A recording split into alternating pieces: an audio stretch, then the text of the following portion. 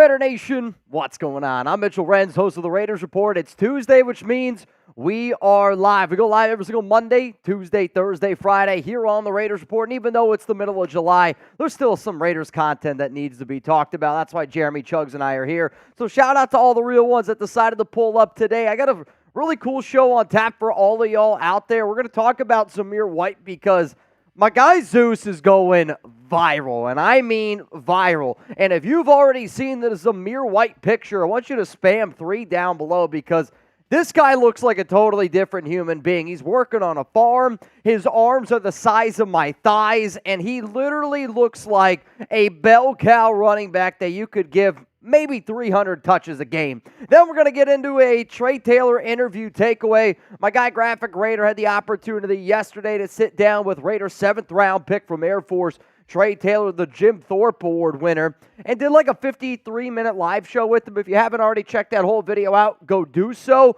But what I wanted to do is give you like the Cliff Notes version, the biggest takeaways that I saw from the interview with Graph. And like I said, I wanted to be able to shed some more light on the fact that what my guy's doing is really, really cool. We are going to be doing a mailbag today, so if you want to get those hashtag Raiders questions in early, that would be much appreciated, and we're going to stay live as long as those questions are rolling in today. So what about Zamir White here? How many rushing yards for the third-year running back out of Georgia? He's finally going to get his opportunity to step up, help Raider Nation forget a little bit about Jacobs, one of the best running backs that this organization has ever had. But then you got a new offensive coordinator in Luke Getsy. You got a brand new offense in general. The quarterback play is going to be something to look at. What can we expect from the Raiders' offensive line? All of these topics are going to be what's discussed today on the Raiders Report. But before we do, I want to get some predictions. This is an interactive YouTube channel. We're an interactive family here after all. How many rushing yards for Zamir White this upcoming season? Rafael Murillo is going to go with 875. I see 885 from DeMarcus Webb. Jacob Surd, 900 plus. 1,238 from K-Rock. G-Money, what's up, man? 1,000 yards if he's healthy. Roger Chandler says, what's up, Mitch? 925. 880 from Rick. CJ is going to go with 750. Yoda, 1,200 yards and 12 touchdowns, which kind of reminds me, Yoda, shout out to you. If you haven't already voted on how many rushing touchdowns Zeus is going to have this season, that's the live poll. And I'm a big fantasy football guy. Zamir's probably one of these backs that is really, really difficult for me to be able to wrap my mind around how many yards he's going to have, how many touchdowns he's going to have. He's going to have an opportunity, and the Raiders are really, really going to rely on their young running back. But coming up here on the show, I'll kind of break down what I expect out of him, and I do have a little bit of a bold prediction here on today's show. So for those of you that do not know, this week's deals are remaining the same throughout the entirety of the week. $10 Venmo, you have an opportunity to win Raiders-Cowboys preseason tickets courtesy of Blaine Craig. We're going to do this on Friday during our Friday happy hour show when we'll announce the winner. If you're like, Mitch, where are the seats located? I'm glad you asked. The seats are located in section 139, row 36, seats 11 and seats 12. So you will be getting 2 tickets, so you're going to be able to at least take somebody. Unfortunately, Chuggs and I will not be able to go with y'all. We're going to be working those days. But hey, you still get to go watch a preseason game. I was able to take my fiance Alex, her mom, and her dad. Her mom and dad, they're Cowboys fans, so is Alex. I was able to take them to the Raiders-Cowboys preseason game last year. Had a really, really great time. Every $100 super chat that we get is a bang reminder. Every time that you bang this week, we will give a free entry away to somebody for the preseason tickets. And usually shit shows only happen during Madden Sims. Usually shit shows really only happen on Friday happy hour. My deal for this month is anytime we bang 5 times on a live show, at that moment, it turns into a shit show, which means if I'm rocking your jersey there, Ed Robbins, Papa Robbins, you already know what the deal is going down. Mario Gallardo, beard or mustache for me? Right now, it's a mustache. I'm probably going to rock the stash until the Raiders preseason gets underway, and then once we get into the season a little bit more is when I'll probably go back to the beard. Keeping the beard is a lot easier to maintain than the mustache just because I do wear makeup. I know that might surprise some of y'all, but I do wear makeup because I'm a very shiny individual, and I just got a lot more space I got to cover. But hey, if you want to get in, like I already saw LA Crash Dog, He's in for the duck race. Noah Santana, he's going to be in here for the duck race. And I do want to get some people to get some of those comments flowing in here. Again, if you want to make a statement, if you have any questions whatsoever about the Raiders, about the NFL, about Jeremy and I, you got to use hashtag Raiders. Get those questions on the mailbag, which we'll probably do here in about an hour, maybe 90 minutes from now, just depending on how much content Chuggs and I actually get into. You know who's one man who's very, very happy to see me? Ed Robbins!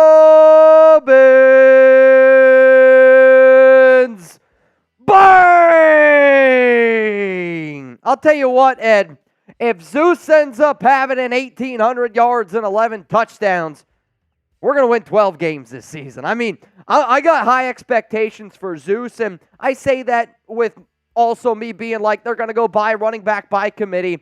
That's a little bit too rich for my blood. But I'll say this, man, I do really, really think that Zamir White's going to be on a lot of my fantasy teams just because he is a running back right now. I think I saw he's going like 24th overall in standard leagues from a running back spot, the 24th running back. He's going to be the main running back on a team that's got a great defense that's going to really want to rely and run the football. Ed Robbins, Ed's already banged once, and I know this, rules are rules. So, Ed, if we get 4 more bangs here on today's show, you don't got to do anything else. I'm throwing down a boot on the Raiders Report. We got 220 people here watching. If you haven't already, make sure you click that like button here, ASAP Rocky. Show some love to my guy, Ed Robbins, who's always here, always showing love to the channel.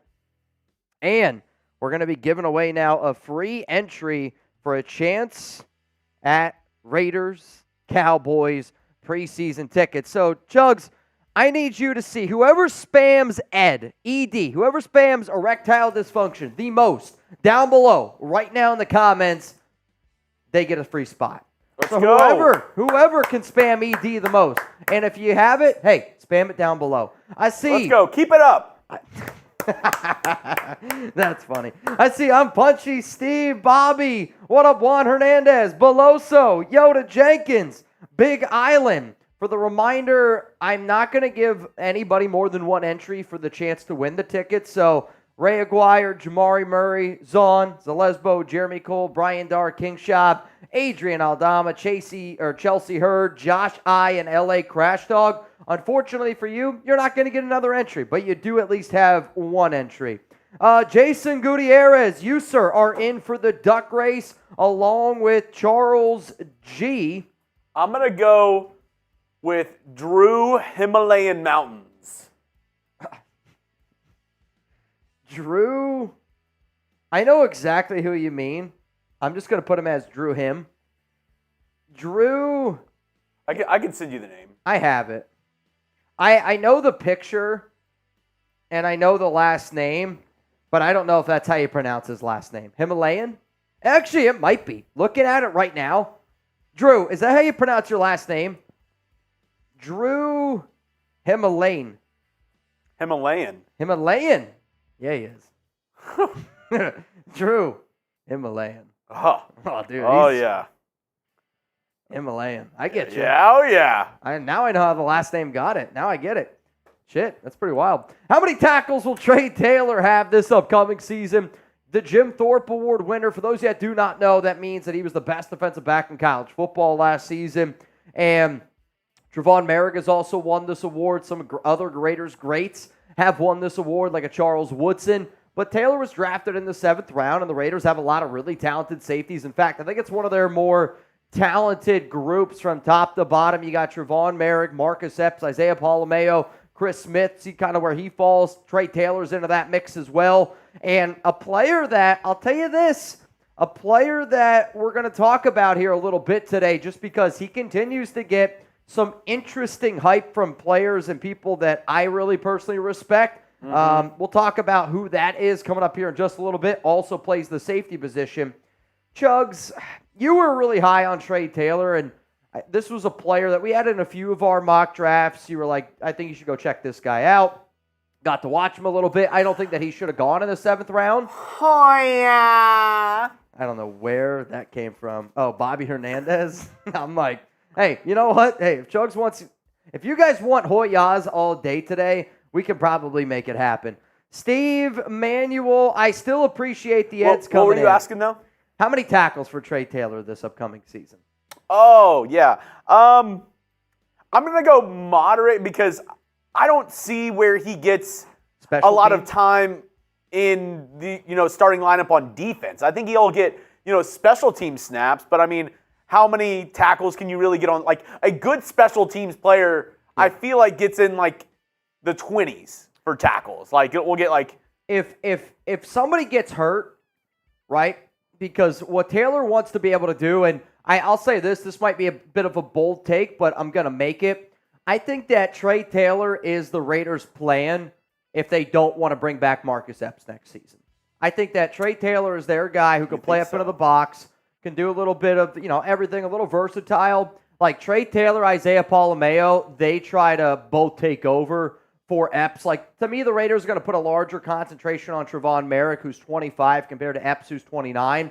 And then you also, you got Nate Hobbs. You're going to have Jack Jones. You're going to have to figure out what you're going to do with him next offseason. Yeah. So, like, the Raiders have plenty of guys in the secondary that they're going to need to pay. And I could see them going, you know what? This Trey Taylor kid, he's got some connections with Ed Reed. Seems to be working his freaking tail off. Jim Thorpe Award winner. Could you go Isaiah Polameo, Trey Taylor, and have those guys combined if you decide to bring back Trevon Merrick and let Marcus Epps go? I mean, I could see it, but at the same time, 7th round pick, you're hoping that you get a guy who can contribute on special teams. Yep. With the 7th round pick. Anything more than that is, icing on top of the cake. Correct. Yeah, I mean, like, let's be real here. You know what I mean? Like, if that ends up happening, that's going to be pretty good. What on earth do I have? Oh, I see what I have now. Yeah.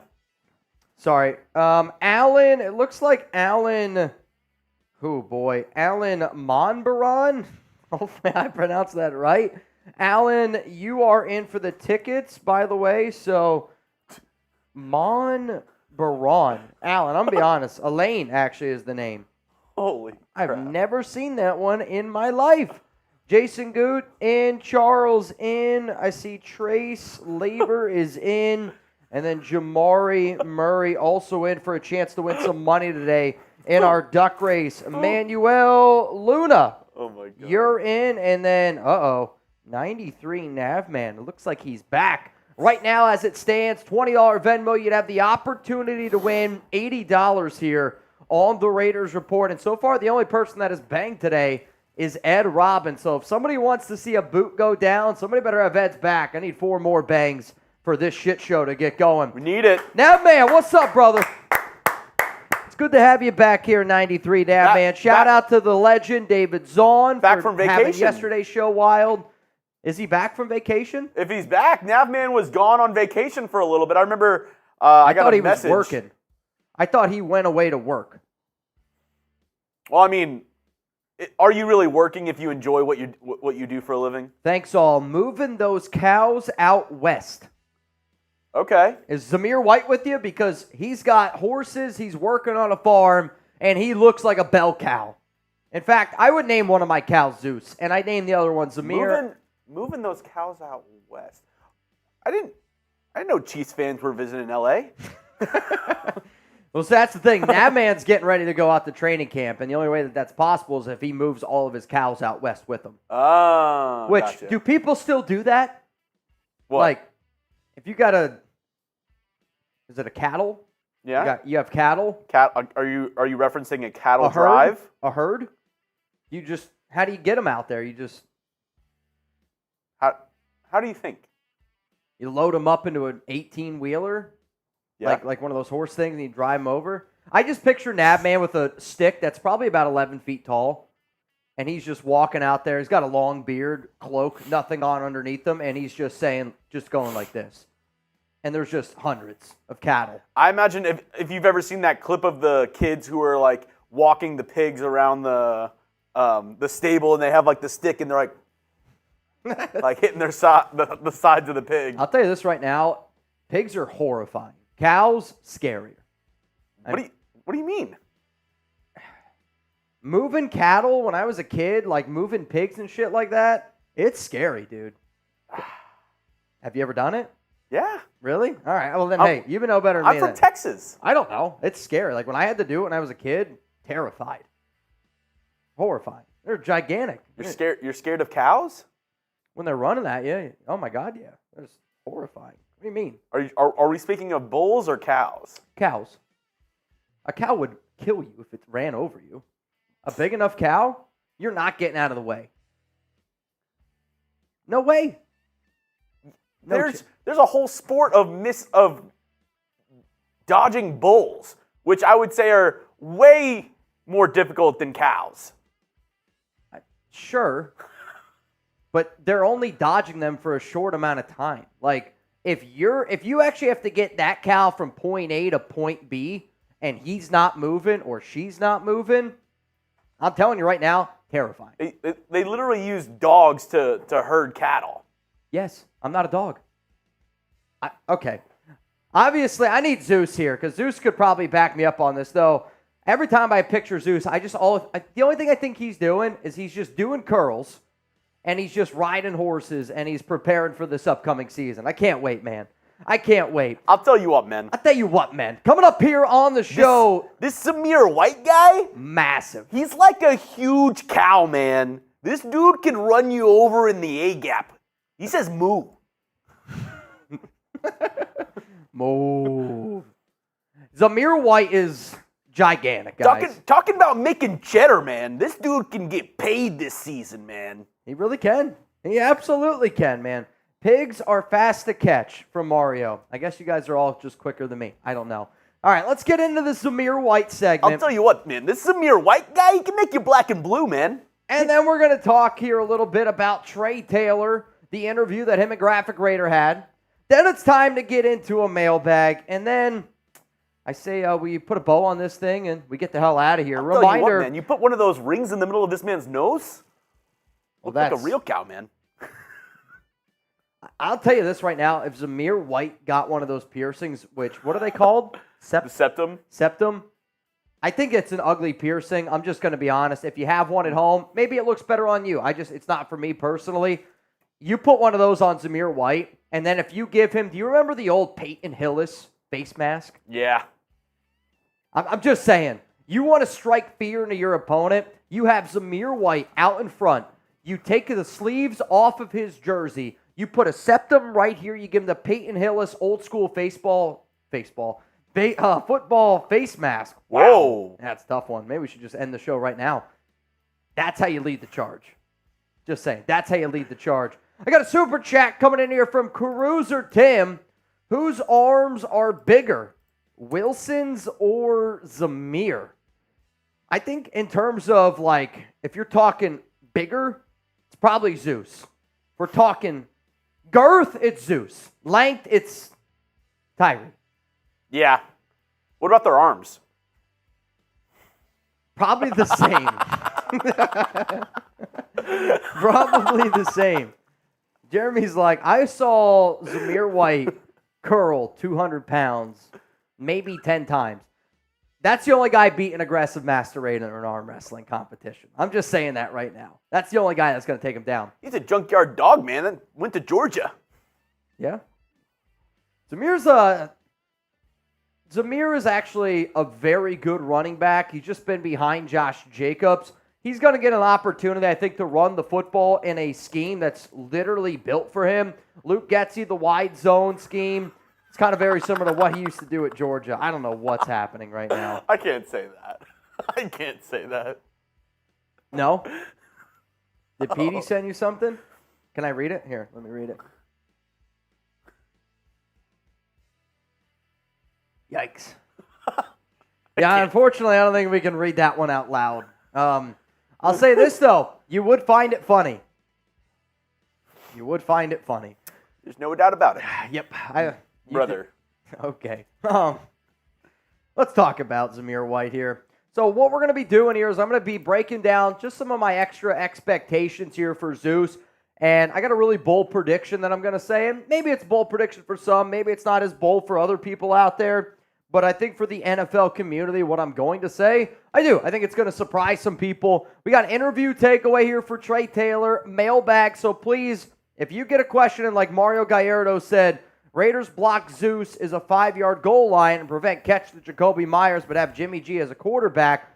If you want to have those questions on our mailbag, start already getting those questions in. We're going to take our favorites, and then we're going to put them up on the show. So appreciate all of y'all for always tuning in. Shout out to my guy, Ed Robbins, for banging here early on today's show. The new rule is if we get 5, shit show.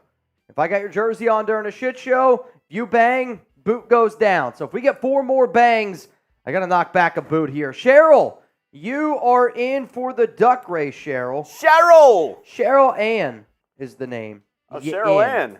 Cheryl Ann is the name. You in. Raiders mailbag is her game. I mean, it might be. I don't know. How is it your game? Huh? How is a mailbag your game? I feel like that's Blue's Clues. No? All right. I don't know. Let's get into it. Oh, Mitch. You ready? Let's go. We got it. Oh, I don't know.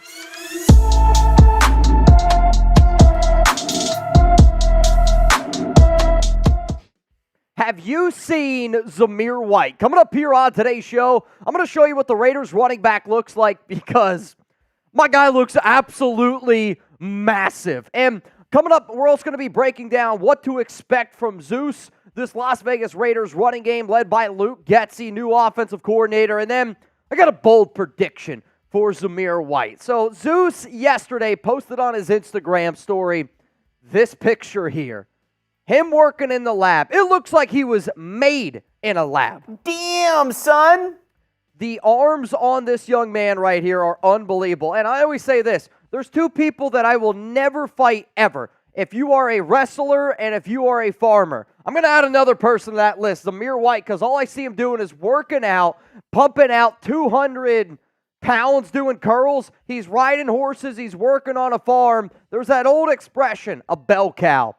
I don't know what a bell cow looks like, but Zamir White's got to be pretty flipping close. And if you're excited to see what Zeus is going to do this season, I want you to spam some 3s down below. So coming up here, we're going to be breaking down just what I can expect from the Raiders run game, what we can expect from Zamir White this upcoming season. And there's one thing that's clear. He is prepping to be a bell cow. Josh Jacobs was the leading running back on this team for a long time, since 2019. And Zeus is finally getting his opportunity in his 3rd year out of Georgia to be that main running back. Antonio Pierce has shown nothing but confidence in him. And realistically, the Luke Getsy offense with its wide zone scheme and this power running attack that the Raiders are going to just kind of lean on here with Zamir. And don't get me wrong, you're going to see a little bit more from the other backs here and there at times. But the main bread and butter on 1st and 2nd down, they want to be able to rely on that defense. They want to be able to rely on Zamir White. And we used to always talk about contract year this, contract year that for Josh. Let's be real. This is a contract year for Zamir White. And if he goes out there and he does his thing, he has a chance to make some money in his future. The next thing that I'm going to expect is this is going to be a running back by committee. But just because I'm saying it's going to be an RBBC, that doesn't mean that Zeus isn't going to have value. In fact, right now, I think Zamir White's one of the most underappreciated running backs in the NFL. I think he's one of the most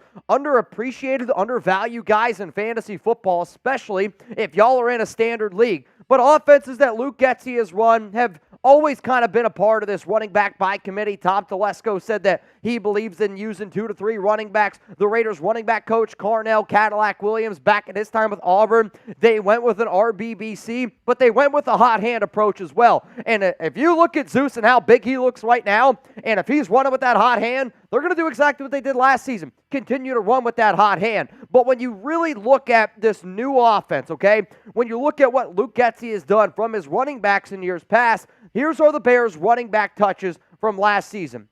And the reason why I'm showing y'all this is because I could actually see the Raiders kind of doing a very similar thing here with Zamir White, with Alexander Madison, and then you can sprinkle in, a little bit of Amir Abdullah. You sprinkle in here a little bit of Dylan Laube. But, I think the David Montgomery snaps, right? That's going to be Zamir White. The Khalil Herbert snaps, that could be somebody like an Alexander Madison. I will admit that my original projection for Zamir might have been a little bit low, and I said he was going to be around 191 carries. I think that number is going to be a little bit higher, but I am always a really, really, really big believer in you got to look at what past organizations did, because the Raiders, they brought in Luke Getsy for a reason. And I do think that looking at those Packers running back touches are important, just simply because, yeah, Getsy wasn't the offensive coordinator in Green Bay, but he was working with the offense. He was working with the quarterbacks. And Devontae Adams was one of the big reasons why Getsy came over here. And I think it's one of the big reasons why the Raiders hired him, to use the offense that he implements, because you get good production out of your running back room. So this is going to be the pinned comment here on today's show. You're about to get hit with the YouTube ad break. I want you to scroll on down and give me your answer. How many carries will Zamir White have this season for the Las Vegas Raiders? My original projection, which I did a video around Zeus probably like 2 months ago at this point. It's all starting to blend together. It's the offseason. I predicted that he was going to have 191 carries. Based off some of the things that I've heard just in the last 2 weeks, and based off what I've seen from Zamir, and also like some of the things I've heard about Alexander Madison, some of the things I've heard about Dylan Laube, I'm going to bump this number up here a little bit. I'm going to go up to about 235 carries, because I also think it means that the Raiders are going to rely on that defense, and they really want to slow down the game. They're going to try to beat you on 9, 10, 11, 12 play drives, because they believe with this offensive line, with this running back, you got to do that for 17 games. You got to do that for 4 quarters. That's a very, very daunting task. Coming up here, I got more Zamir White and Raiders running back room expectations. But you know what? I like Zamir White. I got high expectations for Zeus, but I also have high expectations for myself, and I love Mando, our awesome sponsor here on today's show. You know who also uses Mando, I bet you? Papa Robbins, because if you're rocking a 69, you know for a fact you better be smelling good from head to toe.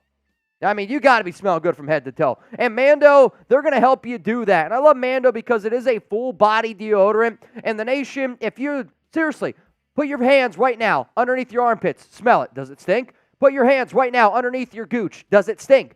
Put your hands right now on your feet. Do they stink? My point is, you can take care of all that stuff with Mando. All you got to do, because new customers get $5 off a starter pack with our exclusive code. If you're wondering, that equates to over 40% off your starter pack. So use code CHAT at shopmando.com. I love Mando because it's clinically proven full-body deodorant to control odor for 72 hours. I like the fact that I can use it on my pits, my package, feet, and everywhere else in between. Also, 4 cologne quality scents and bourbon leather, which is my personal favorite. Alex really likes Mount Fuji, Pro Sport, and Cloverwoods, which she also really likes that one, I'm going to be honest. And it's hot, and I've been trying to get in better shape because I got my bachelor party right around the corner. And, you know, we're a family here at the Raiders Report, so I got no problem telling you this. A lot of times when I run, my legs, they rub together, and I get some horrible chafing. Well, luckily, because of Mando, you put a little bit of this deodorant in between those legs, it's going to stop your chafing.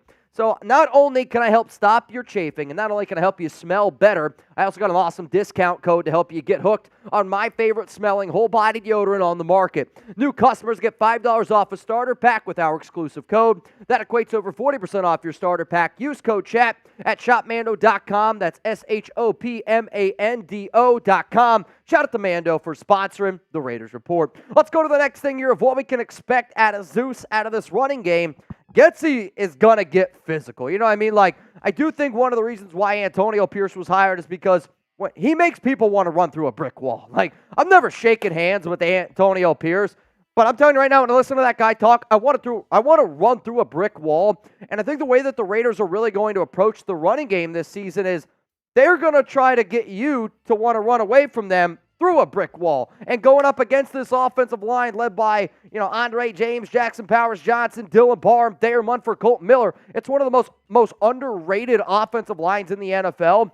And Getsy was a physical guy in Chicago. The problem was his offensive line was as soft as tissue.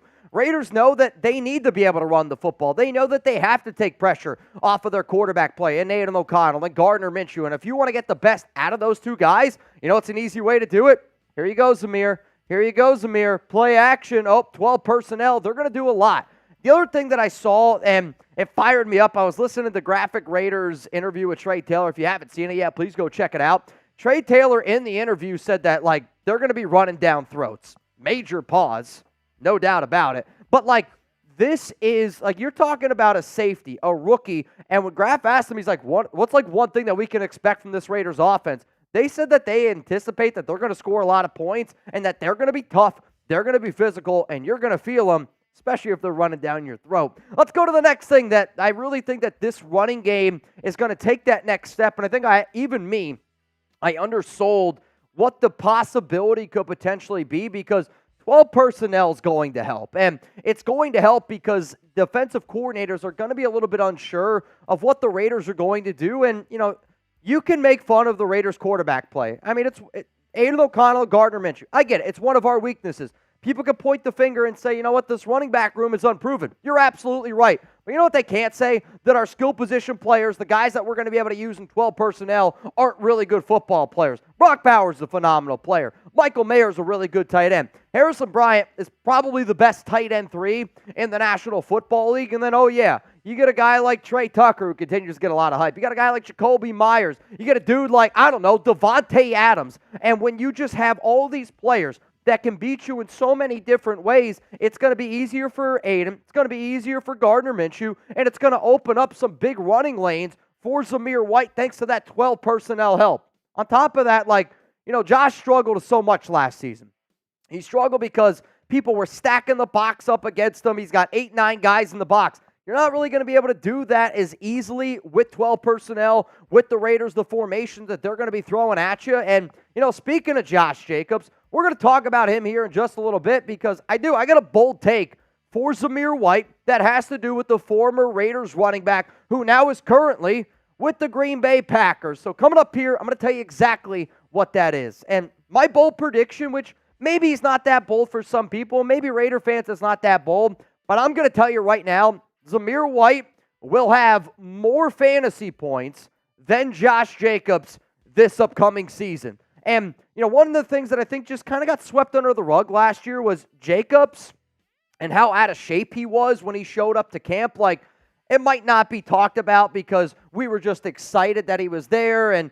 But he got, I don't want to say he got paid. He had a phenomenal year in 2022. Led the NFL in total yards over 2,000. Shows up the next season not in the proper shape, and, he was trying to fight for that contract a little bit. Well, now the Green Bay Packers gave him 4 years, $48 million. I'll admit it, when you really look at the contract, it's basically a one-year deal. But, to me, I've seen it in years past. When Josh gets paid, he takes that, he eases up a little bit. To me, Zamir's going to be motivated. Zamir right now is already showing you he's in the lab. He's putting in the work. He's putting in that dedication. And quite frankly, I think Zamir White, who looks like this in a running attack led by the Raiders on a offense that, yes, the Green Bay Packers have a better quarterback. Jordan Love is a better quarterback than what we have. But, the overall offense in general, the Raiders have a more talented offense, just minus the quarterback. Who's got a better defense? The Las Vegas Raiders. Who's a team that wants to run the ball down the throat? It's the Las Vegas Raiders. And I'm going to bet on a Zeus who looks like to be in the best shape of his life and compared to a Josh Jacobs that, let's face it, when in years past he's taken a step back, he hasn't been healthy, coming off the worst season of his career. I think Zamir White's going to be better than Josh Jacobs this upcoming season. Random drug test coming for Zamir after that pick. I don't think he's got anything to hide. He's been big for a long time, and he was big at Georgia. He was big as a rookie. He was big last season. I mean, I remember people being like, holy shit, have you seen Zamir White? The one difference to me is, yes, he's big, but he's a lot more defined, I think, this season than what you've seen in years past. So to me, Zamir White is going to be physical. This team, going to be physical. It just shows you yet again that you will feel the Las Vegas Raiders every freaking time that you play them. You can bet your bottom dollar on that one, Chuggs. Now, as always, we always make a lot of different videos here. I hope that you guys share this video on social media. Tag Zeus in it, because I would love for Zamir to see the content that we make here on the show. And I bet you this, if you're in the gym and you're posting that, dude, he knows he looks good. He knows he freaking looks jacked. My only thing is this, if you do end up sharing any of the content that you see here on the Raiders Report, just make sure you tag Chuggs and I. I'm at Mitchell Renz 365. He's at Jeremy Chuggs. Best cookie you've ever had. Today's National Get your mind out of the gutters. Sugar Cookie Day. Get your mind out of the gutters. I saw you in there, Swoops and Yoda Jenkins. Yeah, probably. Best cookie you've ever had. The best cookie I've ever had. It's the best I've ever had. Best I ever had. Jeez, that's a tough one, man. I'll actually say... B-Rabe, I'm sorry. Overrated. What? Crumble cookies. Oh. The company owned by Cookie Society, one owned by, I'm not going to tell you who it's owned by, but a former NFL player. They're probably the best cookies I've ever had. I remember I went to this like fantasy football convention. It's probably like 5 years ago at this point. And they had, I can remember, it was a peanut butter and jelly cookie. And it was like. From them? Yeah. And it was peanut butter and jelly inside of their cookie. So it was a peanut butter cookie stuffed with like a little bit of peanut butter. You didn't eat a lot. A little bit of peanut butter, a lot of jelly. That was phenomenal. I'll tell you this. They have a great banana pudding cookie. Allie made those lemon cookies that she made. Not these most recent batch. They're good. But the other batch that she made before, that was the best one she's made. These are good. The previous batch was better. Allie just used a finger that doesn't really mean a lot of good things towards you. I mean, I've also eaten the most cookies out there.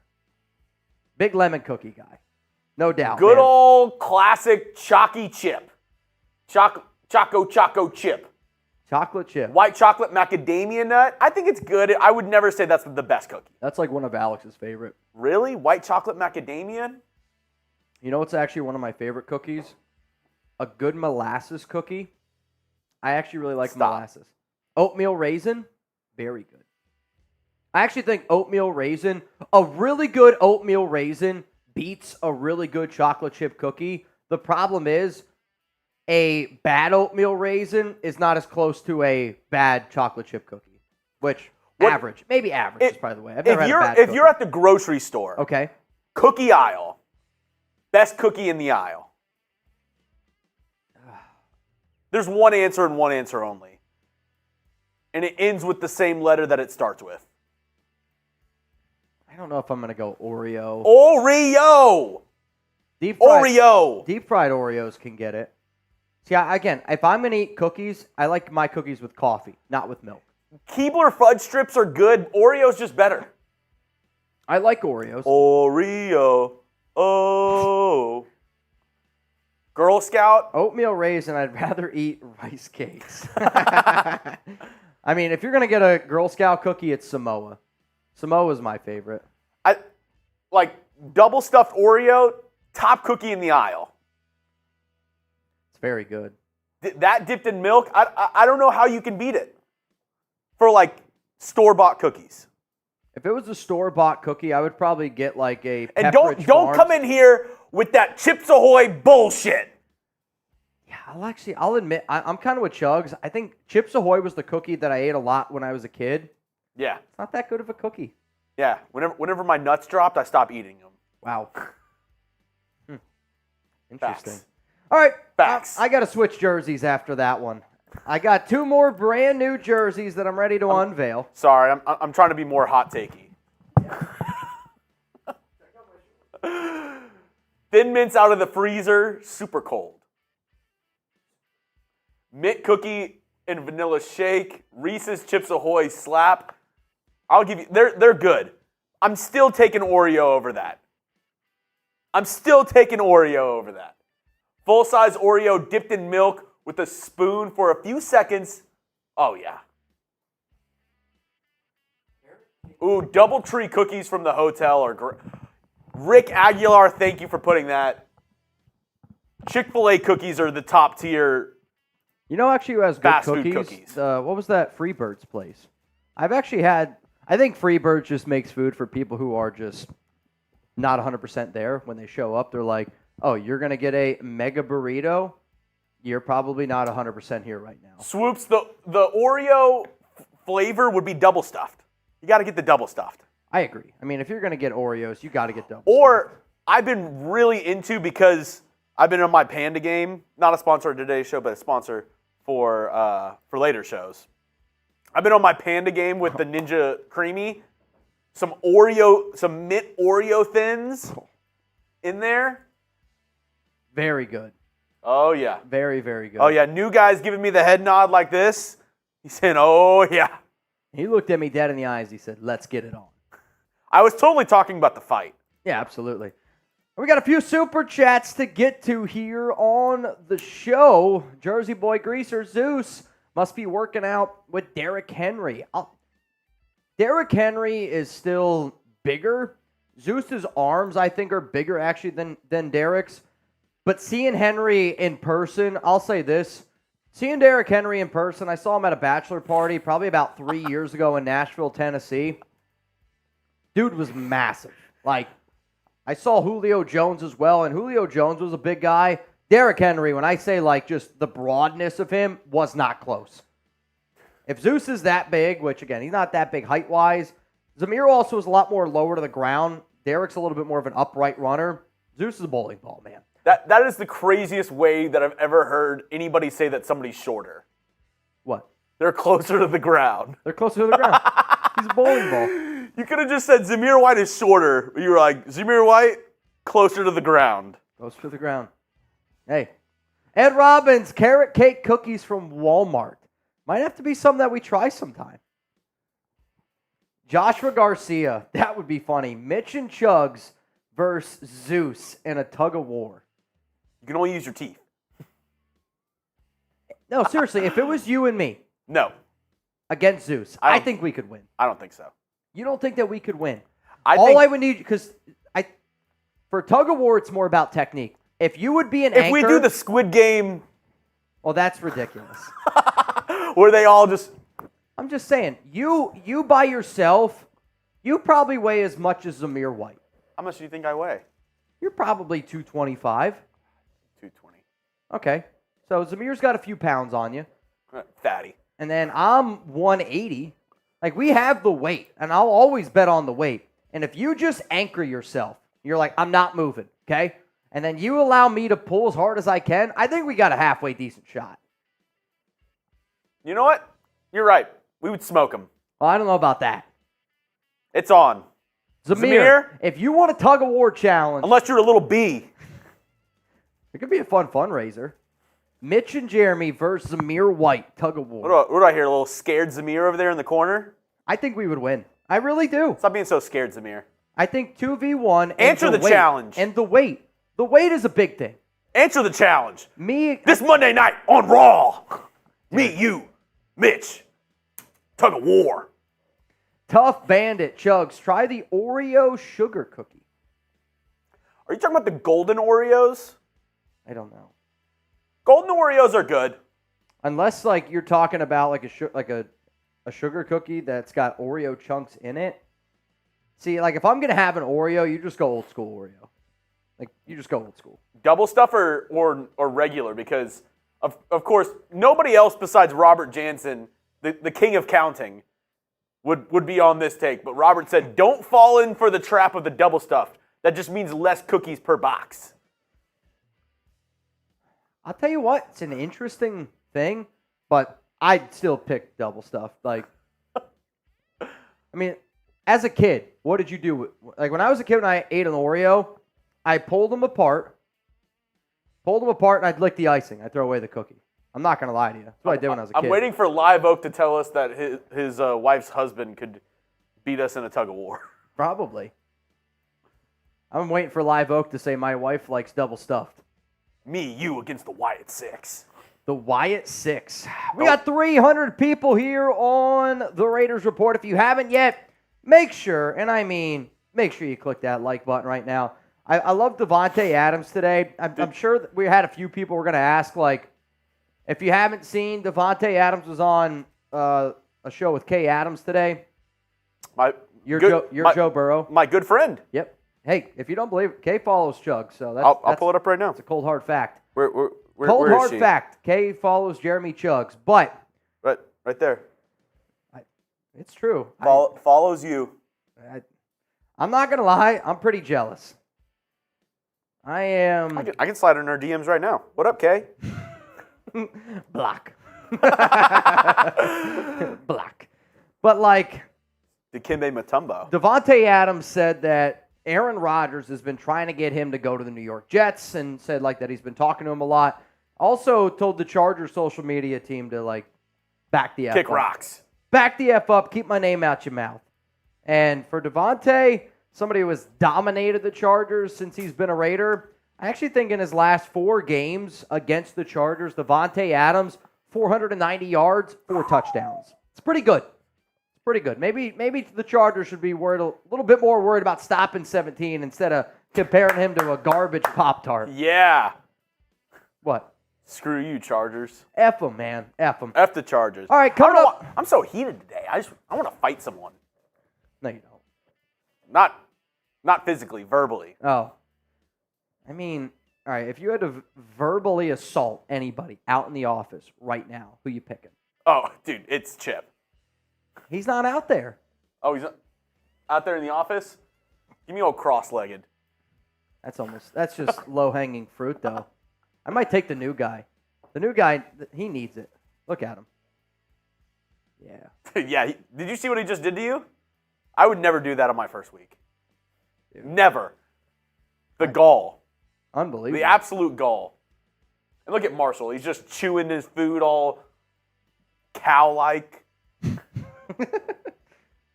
Get out of here. Tej is just here. I don't even know if he knows he's here. Tej just got a lean like no other. Yeah. Tej is like he's like a 135-degree angle. He's just like this right now in his chair. At all times. At absolute all times. All right, y'all, let's get into this Trey Taylor takeaway video. Give me Joey. He's too nice. Take him down at the knees. He's too nice. See, I feel like, yeah. Yeah, we are talking shit, Joey. He's too nice. Like, he's too nice. Built like a kangaroo. Well, I mean, that's what happens when you're next to all those Zyn pouches. Poor guy. Poor guy. All right. All right, let's talk here a little bit about Trey Taylor. I saw a really cool interview with my guy, Graphic Raider. If you guys haven't already seen it, please go check it out. It's on his channel right now. I'm going to give you guys like my Cliff Notes version of it, just some of the takeaways that I heard Trey say, some of the cool stories that he was able to tell. But, take time out of your day this week and go watch the interview. It's a really, really, really good interview, man. I liked it. Did you watch it? I watched pieces of it. Pieces of it? Yeah, I mean, it's 53 minutes long. I watched it a little bit last night. I listened to it a little bit this morning. And I just wanted to be able to write some of the things that Taylor talked about, some of the things that he was able to share about our offense, our defense, and I just compiled it all into this like whole Cliff Notes thing. Here we go. Coming up right now, let's talk here a little bit about... After this segment, a detailed breakdown of Monday Night Raw. All right. I want to give a shout-out to my guy, Graphic Raider, for having an awesome interview with Raiders safety Trey Taylor. And coming up here on today's show, I'm going to give you my biggest takeaways from the interview. If you haven't already seen it, go check it out. It's like a 53-minute show. It's a live show, really, really cool. If you want to know what the thumbnail looks like, it's right here. Also, in the description and comments on this show, we're going to be able to put the link for you guys down there below. If you don't already, go watch, subscribe to the OLV Raiders Network, hosted by my good buddy, Graphic Raider, because Trey Taylor, he's a really, really good dude, man. And just all these takeaways that you're going to see, we're going to talk about players, we're going to talk about family, and I think I have like 16 or 17 takeaways from this entire interview. The first thing that I saw was that, he watched a lot of Jamal Adams, he said, growing up. He also, made a comment about, he had a connection with Clay Matthews, which kind of made me wonder, old Green Bay days. Is there any, overlap there at whatsoever? But the reason why that I found the Jamal Adams comparison and, the thought behind it was because Adams, when he was first coming out of the NFL, he came from LSU. He was very, very highly regarded as a great leader, goes to the New York Jets, turns out to be a really, really good player, gets traded for 2 first-round picks to go to the Seattle Seahawks, and then I think, honestly, he just got lazy. Now I think he's a shitty human being, but, when you look at the type of player that he is, you could tell that, Jamal was like this box safety, somebody who's not very good at covering, but when you watch a lot of Trey Taylor's tape, you kind of see some flashes early on there of Jamal Adams. I just hope that Taylor's career transcends a little bit better than what Adams did, though if Taylor gets paid the way Adams did, I'm sure he'd be happy with it. Let's go to the next thing here. The best part about the interview, Graph, and I hope that you don't take offense to this, is hearing Trey Taylor talk about his grandmother, and it's a little bit earlier on in the interview, and I'm telling you right now, you guys got to go watch it because it's probably one of the coolest freaking stories that I have ever heard. So apparently, when they're sitting there waiting for him to get, drafted. And I'm sure it's a very long and just crazy day. His grandmother apparently had 2 hats at the draft party because she thought that one of the 2 teams that she already had a hat picked out was going to draft him. Then, as soon as Taylor gets the phone call from Antonio Pierce, Grandma already knew who was on the phone, hands him the Las Vegas Raiders hat, and she has already purchased Raiders season tickets for this upcoming season. I'll tell you this right now, Grandma, that's a real one right there. So you can already see in this picture here that he's got the hat on during his draft party. So for Grandma to say, she just had a gut feeling, she had a feeling, and they always say, mothers know best. Grandmas know best too. Trey Taylor, man, the grandma, I want y'all to show some love to Grandma Trey. And Trey, if you end up watching the show and you call her something, I call my grandma Grandma. I also know a lot of people that call them, what do you call your grandmother? Nana. Nana? There's Nana, I've heard Mimi, I'm white, so my grandmas have weird names. Abuela, there's a bunch of weird ones, right? So Trey Taylor's grandma, to me, we always talk about what is a real one. You had a Raiders hat ready to go at your draft party. You put that on your grandson, and then you bought season tickets. If that's not what a real one is, quite frankly, I don't know what it is. Spam Grandma Trey down below. Let's go to the next big takeaway, and this has been something that, we've kind of talked about before of, Antonio Pierce. They really like when you can have these, connections with past players, turn them into coaches like Carnell Williams, Antonio Pierce even himself, and he's the cousin of Ed Reed, and Taylor kind of goes on to say that, when he was a little bit younger, talked to Ed a little bit, but then again, when he's little, Ed's in the NFL. And the older and older and older Trey got, right around when he was about 18, Ed started to, reach out, talk to him a little bit more. Now he says he talks to him all the time and always wants to pick his brain.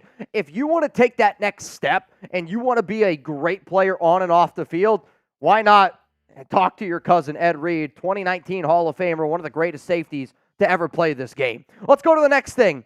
One of the things Graft asked was all right, so tell me somebody that stood out to you this offseason, whether that's at minicamp, at OTAs, and it was ASAP Rocky of an answer. He was yeah, Trey Tucker was unbelievable. And where there's smoke, man, lot of fire starting to pop up here around Tucker, and I don't know what type of impact he's going to have. I don't know how many catches he's going to have, how many yards he's going to have. He did start to play better at the back end of last season.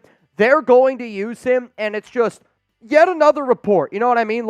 You can already save this video. You can bookmark this one because it's another video. It's another report. It's another person saying Trey Tucker looked like a different human being this offseason. Coming up here, I got Trey Taylor's thoughts about the offense, which I kind of like that Graf did this just because, he's a rookie, and sometimes when you talk about your side of the football, you're a little bit more, let's say, humble. Maybe you don't give the exact answers that you want.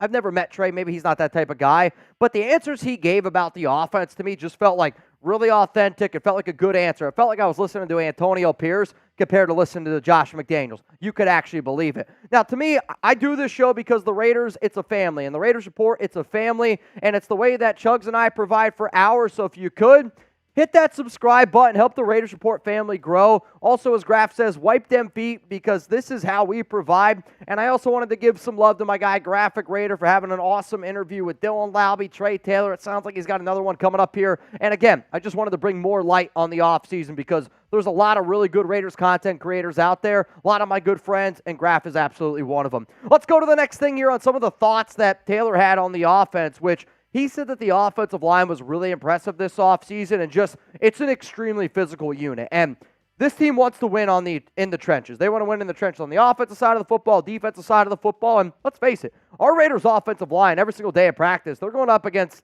the best defensive line in football. If you don't match that energy, if you're not bringing to the table what Max Crosby and Christian Wilkins are bringing, this is also him saying that they looked pretty damn good. This is also without Colton Miller. That tells me a lot. Taylor also kind of broke down that he expects to see a lot of 12 personnel and just kind of spoke about him being the safety and, kind of how confusing it can be when you don't necessarily know what play is coming. And then saying that the running game is going to be tough and that they expect to score a lot of points this upcoming season.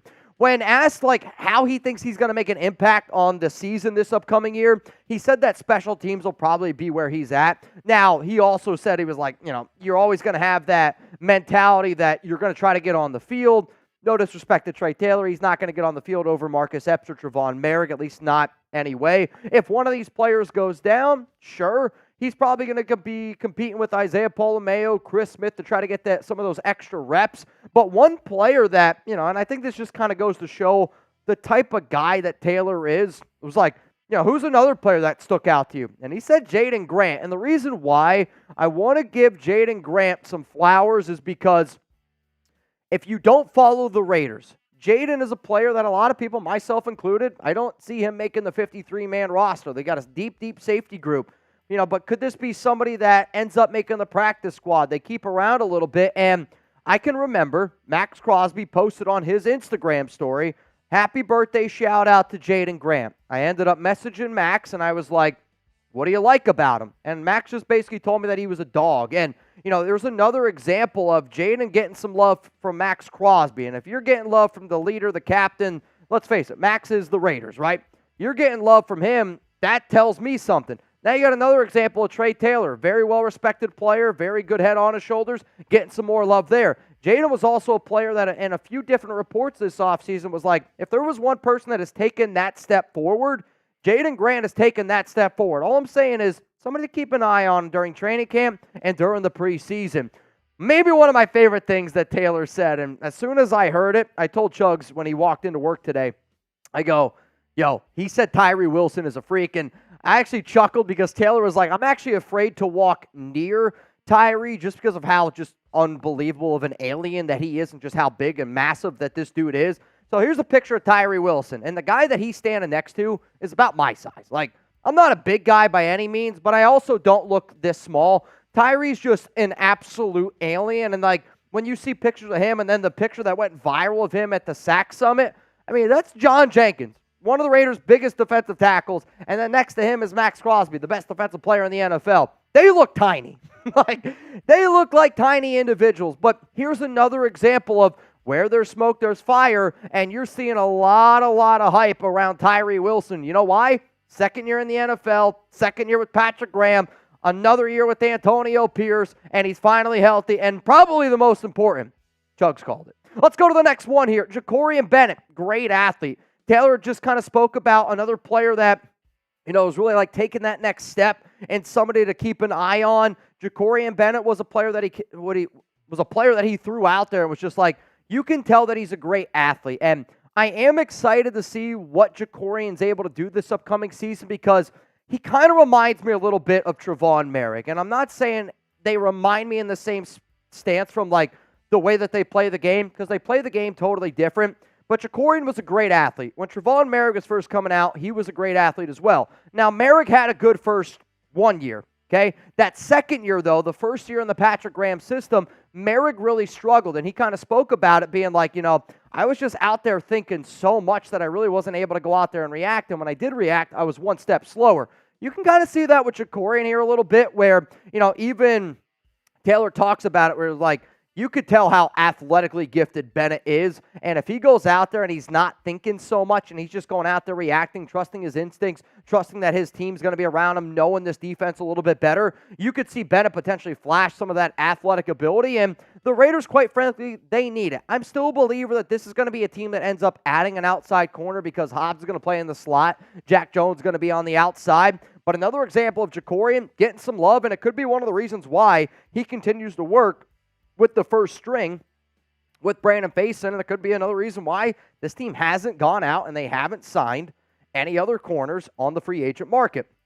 Next thing coming up here that we're going to be breaking down is he said Antonio Pierce is the perfect fit to be the head coach of the Raiders. And, I got to give Graf some flowers here too because Graf was like, talking about Harbaugh and was like, hey, we liked Harbaugh a lot. And I think a lot of Raider fans, you got to love and respect what Harbaugh has done at the University of Michigan. Now he's an enemy. Now he's a rival at the Chargers. Now, as far as I'm concerned, Harbaugh can go F himself. But, Antonio Pierce was the right person for this current Raiders team because I think the Raiders, with Max Crosby being the leader, you take on the identity of your leaders. And if Antonio Pierce is going to be somebody that's going to run through a freaking brick wall, and if Max Crosby is the type of person that's going to run through a freaking brick wall, that kind of just goes all the way down. And when you hear just players just continuously talk about the only choice that the Raiders could have made was Antonio Pierce, and I agree that it was the perfect fit. More interview takeaways coming up here on the show. One person asked in a super chat, and he didn't really give the answer, which I'm not going to blame him for that. Kind of talked about Aiden O'Connell, Gardner Minshew, and like who could start. Said that it's been a really good competition between both guys. Did use the word mediocre, and I don't know if he meant to do it on purpose, but he said like mediocre and like that they could be good quarterbacks in the NFL, but said that they do a lot of things like very, very similar, which, again, it's kind of what you would expect here, but I think that people want to know who's going to be the starting quarterback, but like, let's face it, you're not going to be able to find out who's the starting quarterback until probably we're a few days away from the Week 1 game against the Chargers. Next thing coming up here that Taylor talked about is Getsy running down throats, and really, really talked about just how physical and how tough that this Raiders running attack's going to be. And, for a safety, somebody that's used to playing up here a little bit closer to the box, you're going up against Zamir White, a physical offensive line, and that's going to be a very daunting task. Taylor said, like, Getsy wants to run the football a ton, and I know that some people out there, like, want us to air the ball out more, but, let's be real here. We got Aiden O'Connell or Gardner Minshew, two quarterbacks that aren't very good from NFL starting caliber standards. So it's another example of a player on our team saying that we're going to run the football a ton. So how about this? Zamir White, how many rushing yards for Zeus this upcoming season? If you're watching this live, I've asked you how many touchdowns is he going to score. I've asked you how many carries is he going to get. Based off of what I heard from Trey Taylor and based on the pictures that I've seen of Zamir White looking absolutely jacked, I'm really curious to see what you guys have to say here. How many rushing yards for Zeus this upcoming season? Another fun thing that I saw that, Taylor kind of talked about was he said that he played baseball at a little bit of a younger age. I don't remember what age he said, but he said he played with Prime and that Prime was like the coach and that he's, good friends with Shador. He also talked about how he knows one of the other Sanders, and I don't remember the name that he used. Maybe it was Shiloh. I don't remember off the top of my head.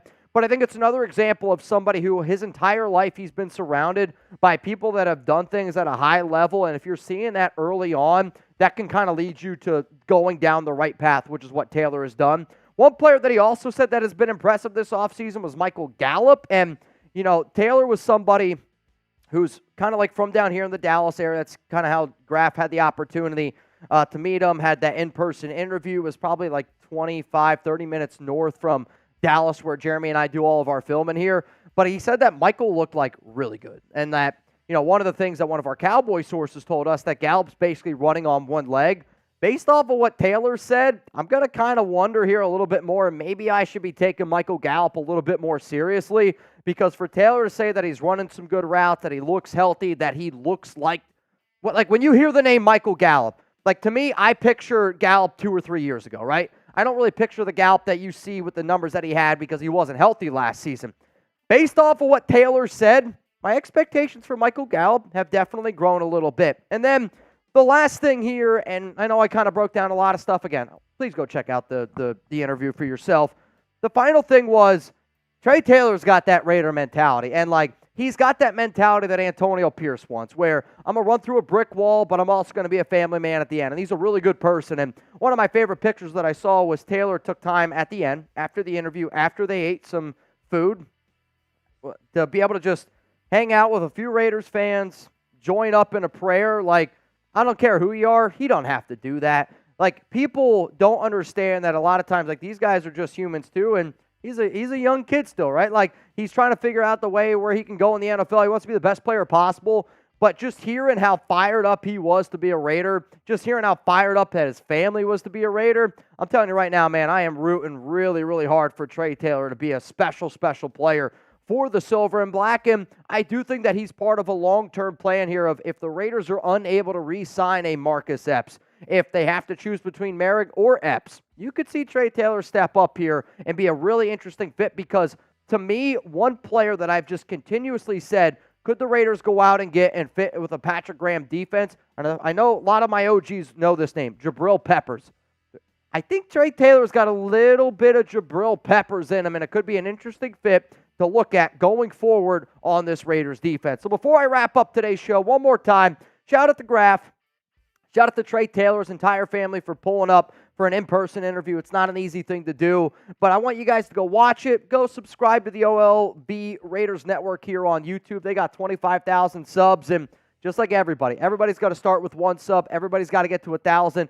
Keep on helping Raiders content creators grow, because believe it or not, this is how we provide for our friends, how we provide for our family, and most importantly, how we provide for our dogs, Chuck and Sadie. Do me a favor and like the video from Noah Santana. You better do it. You better do it, Or man. else. Or else? Or else. Or else. Woo! Great stuff. Ooh-wee. A little sad that we couldn't make it yesterday. Yeah. Also, Graf, if you're watching, you're also a little bit responsible. Graf texts me at 2:30 yesterday, and he goes, yo, Trey Taylor interview if you can make it. And I'm like, because him and I were talking about it before, like doing something together, and he was like, I responded with, sure, when is it? He goes, today, 5:30. I'm like, hey, can you give me a ride to the airport? Yeah, when do you need it? Now. yeah, that's literally when it was. I wish I could have made it too, but at the same time, I think it was also cool for Graf to be able to get that interview one-on-one, and because then, we probably would have been a little bit overwhelming if we would have asked even more questions. But it looked like he had a great time. And Trey, if you watch this show ever and you want to pull up on the Raiders Report, what's your favorite cookie? He's like, he has the list. He's just ready to go. Glad you asked. I would never have Trey on Raiders Friday Happy Hour, not as a rookie, but it would be. Can anything beat the Jermaine Illuminor naked interview? Naked interview? I don't know. I don't know. The Jermaine Illuminor naked interview here on the Raiders Report was wild. Oh, yeah. It was definitely... I'm not going to say it moved mountains. It moved something. Some people might say it was sketchy. If you want those questions on the show, use hashtag Raiders to be featured, or you can super chat to get those questions, comments up here on screen right now. I know you've been really wondering what's been going on Monday Night Raw. Yep. So last night, basically... Liv Morgan has been tempting Dirty Dom for the past couple weeks and really been flirting with him, getting on his level, saying, hey, I want you. So last night they have a tag match with Dirty Dom's dad, Rey Mysterio, and Selena Vega. And at the end of the day, they maybe cheated a little bit here and there. Liv Morgan and Dominic Mysterio, they get the win, right? And then they're celebrating. Liv gives them a big hug, and they land on the ground. Liv's about to kiss him. And then out of nowhere, Mommy comes back. Rhea Ripley enters in, goes down to the bottom, or goes down to the ring, and then, she's about to whoop Liv Morgan's ass. She hightails out of there, and then she looks back at Dirty Dom, and she's just so pissed off. And she's like, how could you? And then she walks out of the ring. That's how it ended. All right. What I need you to do this weekend, get WWE. Get the game. I'll pay for it. You get the game. I'll pay for it. And I want to do a Royal Rumble here. Robert Jansen, you wouldn't be saying that if you saw Liv Morgan. I want you to buy WWE this weekend. Buy it right now. I don't even care. You want my credit card? I want to buy it. And I want to do a Royal Rumble Raiders Report edition. I'm going to invite Graf. And we're gonna do a Royal Rumble show. One day. Instead of us going live on a random Friday, right? For Friday happy hour. We'll go live Friday happy hour, and instead of doing segments. So this is Liv Morgan. I just want to do a Royal Rumble. This is Liv Morgan. Okay. Right? What am I? So that's Liv Morgan. She's attractive. And this is Dirty Dom, a.k.a.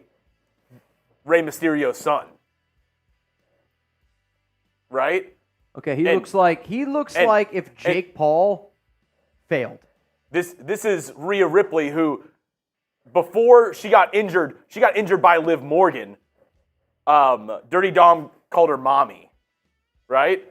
What are we talking about?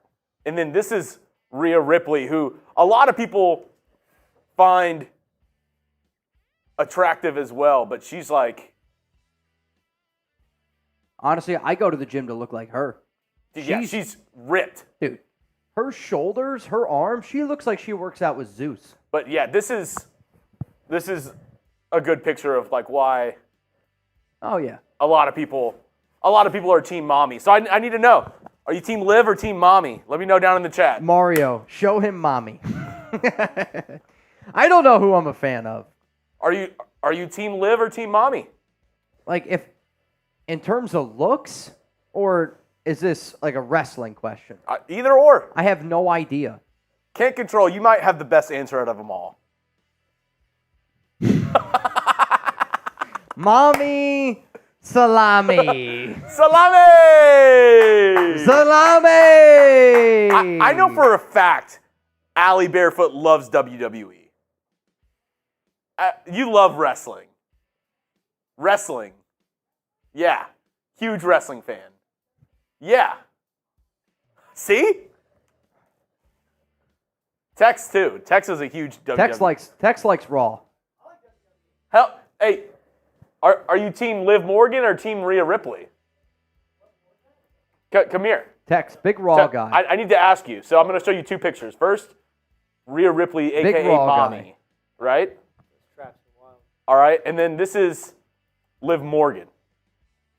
As Mario described it, Tex. I would say Liv Morgan's a little bit more like feminine, if you will. Uh-huh. Got bigger. That's not what I asked you, though. Tex, answer this question. Yes. Whose team are you on? Mario said, do you want to manhandle or be manhandled? I want to manhandle. I don't want to be manhandled. I can't get masculine. There's your answer. Hey, like Team Liv. Team Liv. Team Liv. Team Liv for sure. The other one looks like a dude. Oh, unfiltered, always. Marshall's team mommy all day. I don't know what I am. I have no idea. I think we should get into a mailbag. All right. Ask all your Raiders, NFL, or WWE questions right now using hashtag Raiders. Let's get them going. I want to get some hashtag Raiders questions flowing in here on the show. We'll answer questions for about 15, 20 minutes. And then reminder, if anybody wants a chance to get in for our duck race today, it is a $20 Venmo at Mitchell Renz 365. Also, on top of that, if anybody wants a chance to win, we're giving away preseason tickets, Raiders, Cowboys preseason tickets, section 139, row 36, seats 11 and 12. If you want to look at it up on, I guess, the Raiders website. That game is on August 17th, which is a Saturday. I actually think it's a really late game. I don't know why the Raiders preseason games are so late this year. I kind of am annoyed by it. Like the Raiders preseason games on Saturday, the Saturday game is at 9 o'clock our time. 9 o'clock our time. And then the next day, or the next week is when they play the Niners. That one's also at 9 p.m. Wow. 10 p.m. Eastern time. But you have to think 4 p.m. specific. 7. Oh, yep. I was thinking Eastern. Yeah, I mean, it's 7 o'clock, which I get it on the West Coast. That's a late game, though. Late preseason game. LA, I'm awake!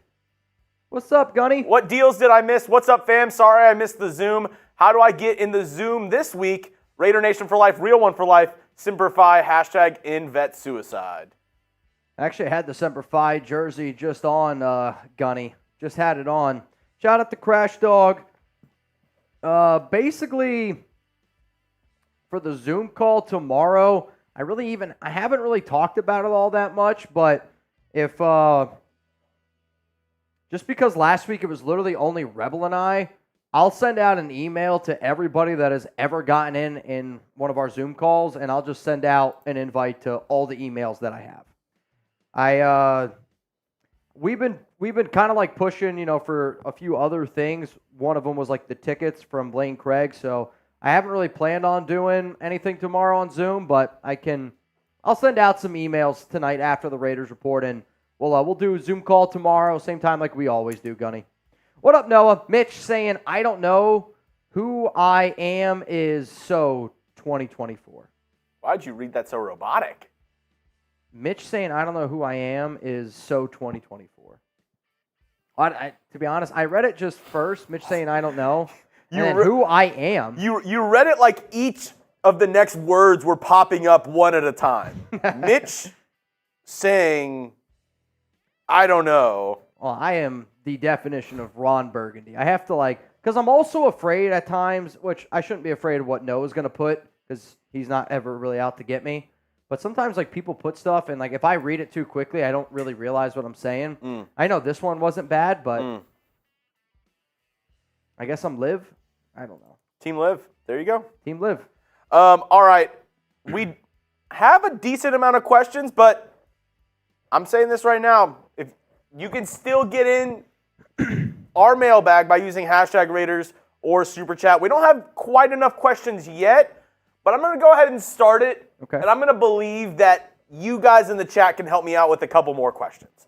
So I need the real ones in the chat to get together, use some #Raiders, get some more questions in there, and I'm gonna put my faith in y'all that once we get into the mailbag, we'll have some more questions that we can pop up on the screen. Does that sound good to you, Mitch? I like it. Patrick B's got a good one, and that's exactly how you do it. #Raiders, and then ask your question to get up here on the mailbag. If you want to skip the line, think of it like the Disney Fast Pass. That's when you Super Chat, and we'll get you up on the show a little bit quicker. Cool? Chuggs is ready to go. Are you guys ready to go? Coming up here, we got a Raiders mailbag here on the show. Also, special shout-out again to our one and only bang today, Ed Robbins. 4 bangs away from a boot. Will it go down here Say on... his name and he appears. Who? I believe in Joe Hendry. Who the hell's that? It's a whole nother rabbit hole. We don't have time for that, Mitch. Wait, Get focused. All right, we're focused. Coming up right now, Raiders mailbag. If you want more Raiders mailbags here on the Raiders Report, click that like button right now. We've been trying to answer a lot more questions here from the nation. And if you're wondering, Mitch, how do I get my question up on the Raiders Report? You got to tune in when we go live. Monday, Tuesday, Thursday, Friday, 4 p.m. Eastern Time, 1 p.m. Pacific. Somebody who I know likes to bang. Ed Robbins, Zeus, will have 1,800 yards and 11 touchdowns. I think 11 touchdowns actually isn't all that crazy of a projection. For me personally, right now I got Zeus around 237 carries, about 1,010 yards, and I have him down for 10 rushing touchdowns. The Raiders are going to be physical. They're going to want to run the rock quite a bit. 1,800 yards, though, maybe the tequila. Let's go to Cruiser Tim. Whose arms are bigger, Tyree Wilson or Zamir White's? Let me know down below, because Zamir, if you guys haven't seen the viral picture of him, the dude looks absolutely massive. And then you got Tyree Wilson on the other side, who, again, looks really big. In terms of girth, I'm going to go Zeus. In terms of length, I'm going to go Tyree Wilson. In terms of their arms, I'm going to go with Zamir White. Reminder, y'all, #Raiders or Super Chat. Get those questions up here on the show. Josh Garcia, will Zeus be top 5 in rushing yard? No. I don't think that he is going to be top 5 this season in rushing yards at the NFL level. Quite frankly, I don't even know if he's going to be top 10. And I say that simply because the Raiders will use a running back by committee. They're going to want to get Alexander Madison some touches. They're going to want Dylan Labby to get some work. Amir Abdullah is going to get a little bit. Zeus is still going to get the majority of the carries, but you've seen Telesco say he wants to use 2 to 3 running backs. Raiders running back coach Cadillac Williams has used running back by committee at Auburn before he came here. And then Luke Getsy, he himself has used running back by committee. Let's go to L.A. Chronic. Who do you think starts the first preseason game for us, Gardner Minshew or Aiden O'Connell? Oh, boy. This one's really hard to answer before training camp, just because I do think training camp's going to be a really big – it's going to be a big learning point, I think, for the Las Vegas Raiders. However, I think I have my answer, but you know what? I'm glad Chuggs is going to ask this one. Who starts preseason game 1? If you think it's going to be Minshew, I want you to type GM. If you think it's going to be Aiden O'Connell, I want you to type AOC down below. This will be the pinned comment here on today's show, so scroll on down while you're getting hit with that YouTube ad break. My answer on who starts the preseason Week 1 game against the Minnesota Vikings after this YouTube ad break. I think no matter what, it's going to be Aiden O'Connell. And I did a video earlier in the week saying, Aiden doesn't deserve to start Week 1 of the regular season. I do actually think that Aiden maybe deserves a little bit to start Week 1 of the preseason, which is going to be on August 10th against the Vikings. We will be live for that game. We're going to be live for every single preseason game. And if you like hanging out with us during our Madden streams, if you like hanging out with us during the regular season as well, we're going to bring it to the preseason. We're going to have a lot of fun. But, to me, the Raiders should give Aidan O'Connell that first look in the preseason action. Then you give to Gardner, unless Aidan looks really bad during training camp and Gardner Minshew already has the job won. I just don't think that that's going to happen. Therefore, Aidan's going to start week 1 preseason against the Vikings. What's up, Goots?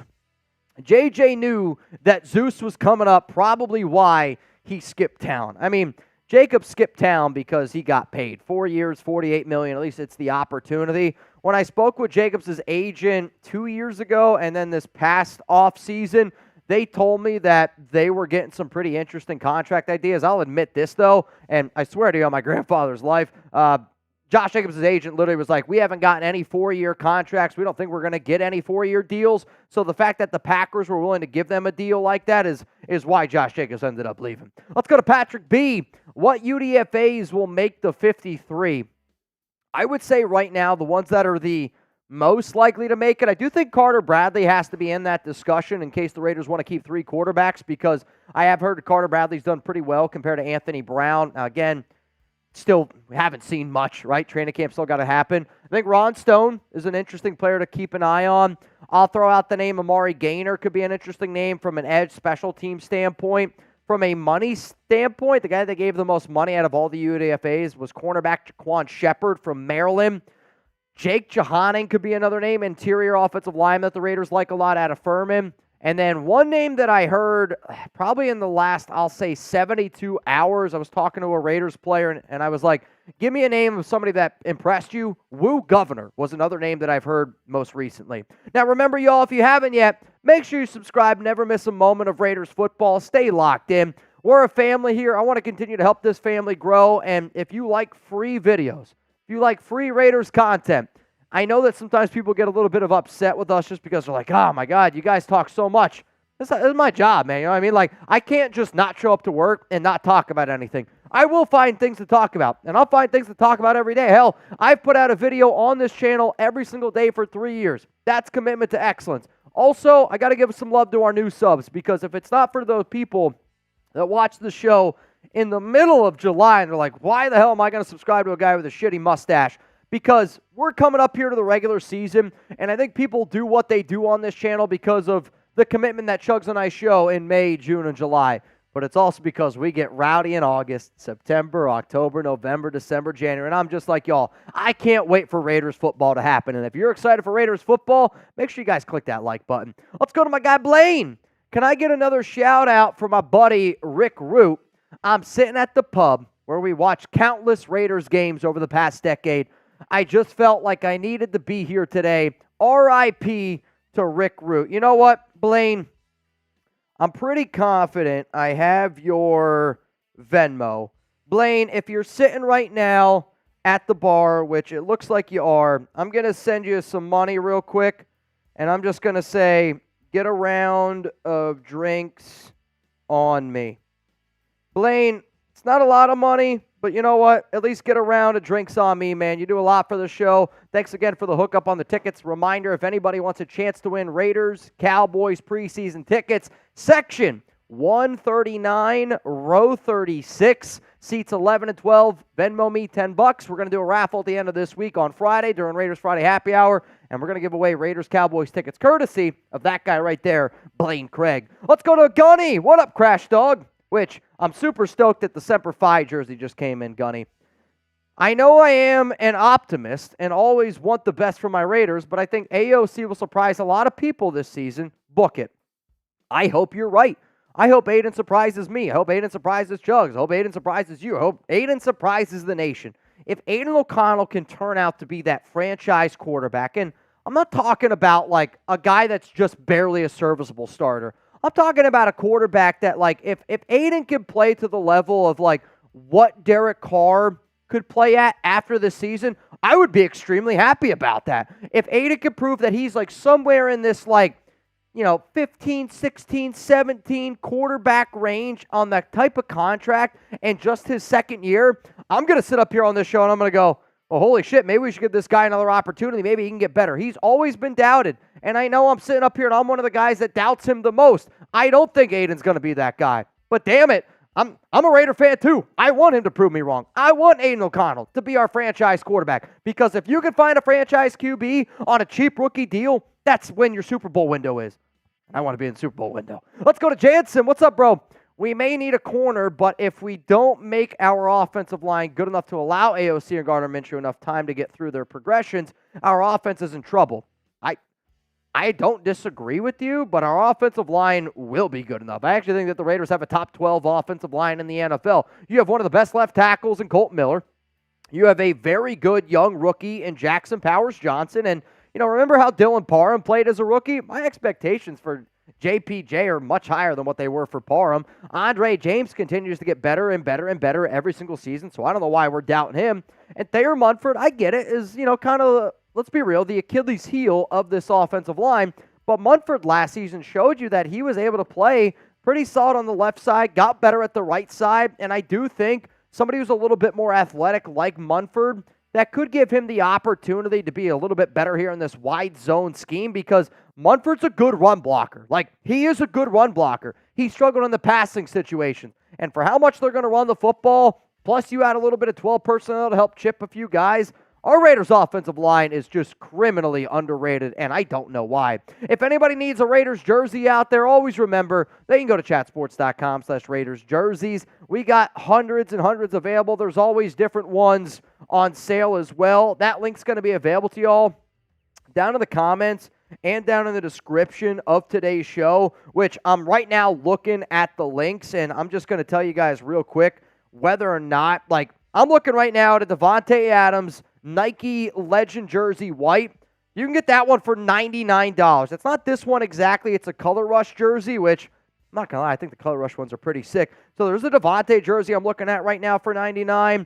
The Bo Jacksons say that they're almost gone, so you might want to hurry up on them. I'm also looking at a Bo Jackson Raiders Mitchell Renz Legacy jersey on sale right now, usually $160. You can get it for $120. So depending on when you see this, if anybody wants a Darren Waller jersey, you can get that for $49. A little extra toilet paper for you. Chatsports.com/Raiders jerseys. We got them for you. Unfortunately, the GMAC, that one's for me and me only. Let's go to the next question. Rolling in here, which, I guess we can kind of go back to the whole Robert Jansen thing. Corner, you're good. I do think the Raiders still add a corner. I'm hoping it's Stephon Gilmore. Mario, Kareem Hunt, or Zamir White? It's Zamir White, and it's not close. I don't know how many times I got to say this. The Raiders are never going to sign Kareem Hunt. The Raiders are never going to sign Kareem Hunt. The Raiders are never going to sign Kareem Hunt. And the reasons are Fred Belendikoff's daughter. Let's go to Christian Cole. I'm a Razorback, and I keep seeing Treylon Burks in trade articles. Is he worth a shot for us? Thanks. No. Treylon Burks is not worth a shot for the Las Vegas Raiders. Quite frankly, I don't even know if he'd make the team. And Burks was a player that I was excited to see what he could do at the NFL, but also was a player that, we talked about him being a bust because when you see a player what they do in college, and Burks was a really good wide receiver at Arkansas, they had a few solid years there and, was an explosive player. But then you go to the NFL and you hear a lot of reports of that he's lazy, he doesn't have the good work ethic. And to me, you've seen a player who had first-round talent. Treylon Burks had first-round legit NFL talent. And now they don't even know if he's going to make the Titans roster. Why? Because he doesn't want to put that work in. He's not going out there. He's not being physical. He's a very soft receiver considering how big he is.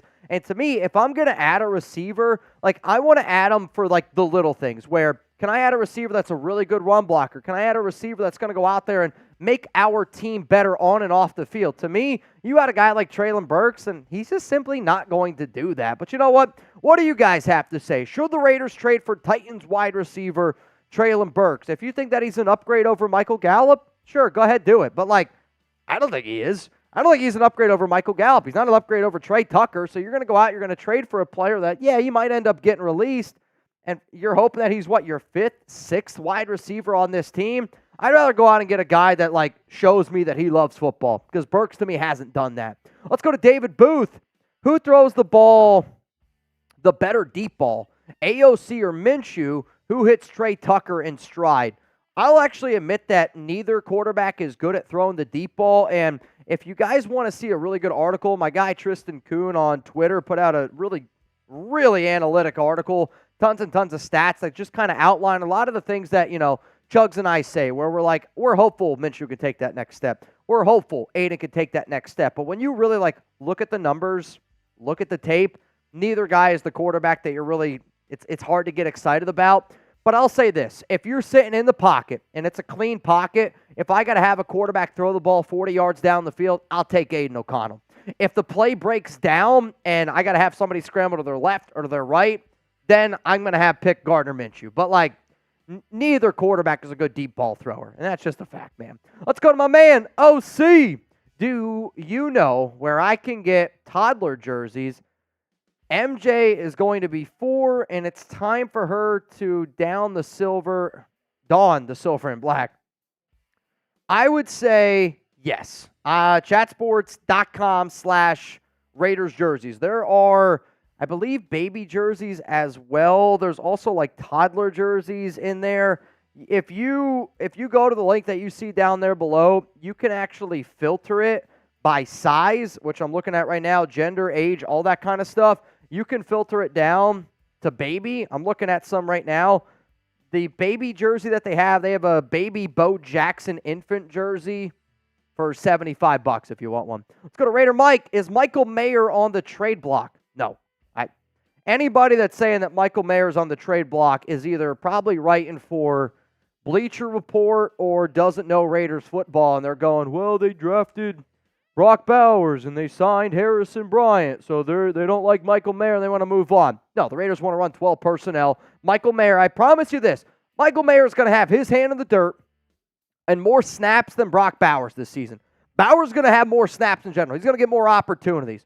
But anybody that says that Michael Mayer is getting traded, no, don't follow that person. Let's go to Jared Silver. Are we going to sign a corner? Where do you think Xavier Howard plays this season? I do still think that the Raiders are going to be a team that looks to add a corner, whether that's right before training camp, maybe it's right after training camp during the preseason, maybe it's right before the regular season starts, maybe after a few roster cut downs on August 27th, 4 p.m. Eastern time. I will say this, though, and I hate bringing this up because, again, RIP to Kyrie Jackson. It's got to be one of the saddest stories that I've heard. But if I'm the Minnesota Vikings, right, and I was talking to Seeps, he runs our Viking show here at Chat Sports, and he was like, corner was one of the biggest needs that Minnesota had before the draft. Then you draft Kyrie Jackson out of the 4th round. Heartbreaking story where he ends up passing away in a horrible car accident. And now if you're the Vikings, you're probably like, I got to go out and I got to find another corner. I got to find somebody else that I can add to this rotation.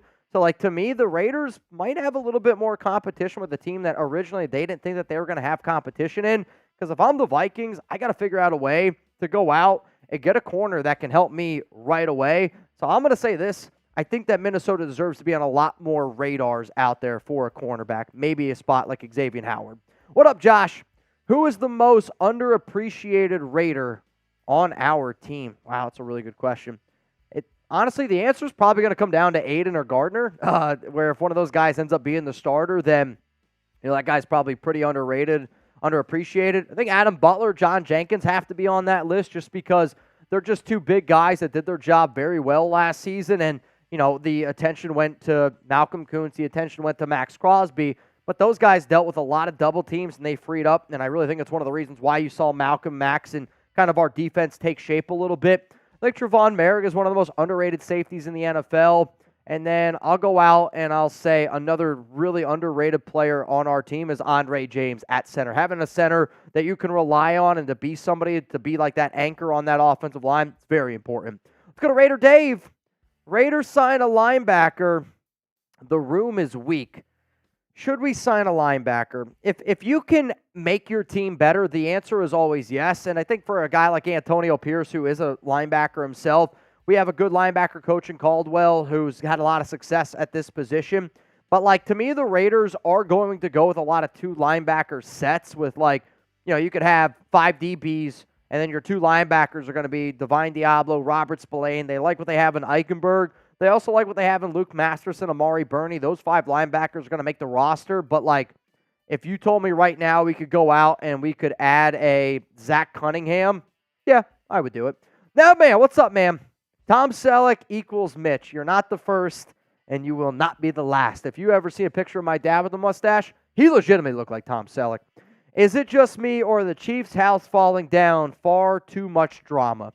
I'm not going to say it's fallen down because, unfortunately for Kansas City, I don't think the house is ever going to fall down as long as they have Patrick Mahomes. Like, you could talk about drama. You could talk about X, Y, and Z. When you have the best football player on the planet on your team, you're going to be in contention every single year. Let's go to Serb.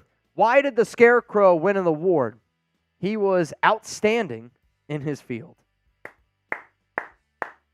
That's a good one there, Mr. Serb. If I didn't get to your questions, you could probably blame Jeremy, or you could always hit me up on IG or on Twitter, at Mitchell Renz 365. We put out a lot of Raiders content. We post also a lot on social media. And if you want more coverage from my guy Chuggs, especially if you ever win anything on the show and you can't hit me up on Venmo, make sure you slide into the DMs on Twitter, at Jeremy Chuggs. Seriously appreciate all y'all that tuned into this mailbag. And reminder, if you want more mailbags on the channel, you got to hit that like button. How many receptions for Michael Gallup this season? Why are you so close? What? Why are you so close? What? You're just in there. What are you doing? I think... You're showing off your chest hair? No, I mean, could. What color are those buttons? What color is the shirt? This is... Honestly, you look like a hairy creamsicle. That's what you look like. You look like a hairy creamsicle. Going on at the Graham household right now. Yikes. Bear down. Bear down. Holy shit. That's too much, man. PJ, you're getting the sun. That's too much. Norman Hernandez, you are in for our ticket raffle. PJ, you ready for brother? Norman Hernandez. Reminder, we are about to do a duck race here. What color is this shirt? See, I think it's hard for them to see. Cool. You look like a creamsicle. You look like the Tampa Bay Buccaneers old jerseys. I think this shirt is... You look like if you had a Tennessee shirt on and you just have worn it for 20 years. It looks washed. Is it yellow? Would you say yellow or orange if I made you pick? Right now that I'm looking, I'd say yellow.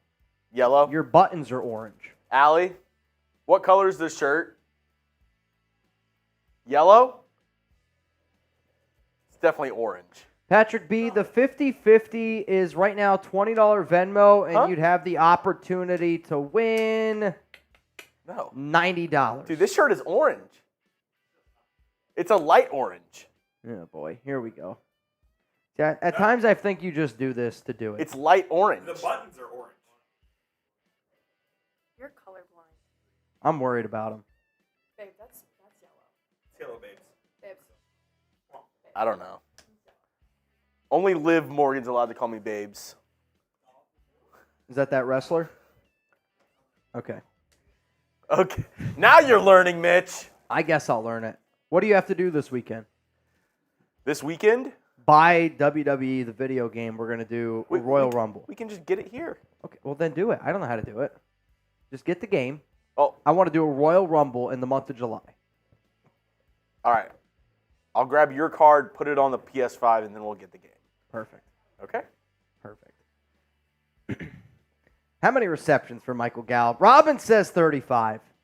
I'm just saying, I would love to see a Royal Rumble with 35 Raiders fans. We're going out tonight. Winner gets the money.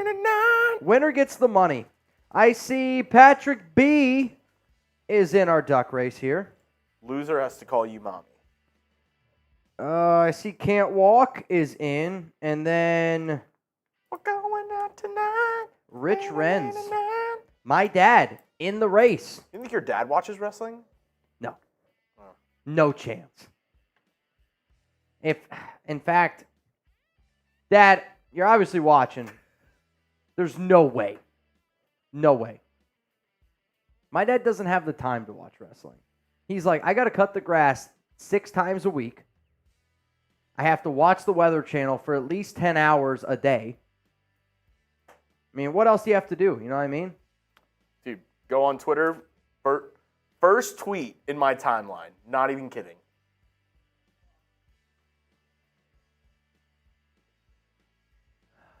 Yeah, I think I'm Team Liv. Based Yeah, off looks. This was our last night. She was pissed. She came back from injury, and then this was her. Yeah, she's been giving him those eyes for weeks. Yikes. I might go with that haircut. I already have the mustache. That would take me all year. If I just shave the sides and grow out the back. I'm just saying, we could do it. Robert, AstroTurf doesn't need to be mowed that often, Mitch. Well, tell Richie that.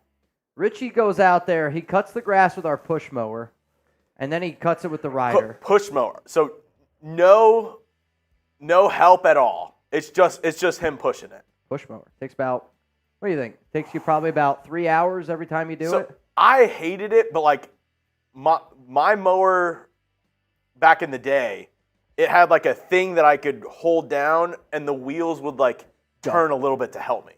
Yeah, we had one of those at my grandmother's house, when she wanted to cut the grass. Now it wouldn't do it for you. Like I'd still have to push it. Oh. It would just make it where it would be like a little bit easier.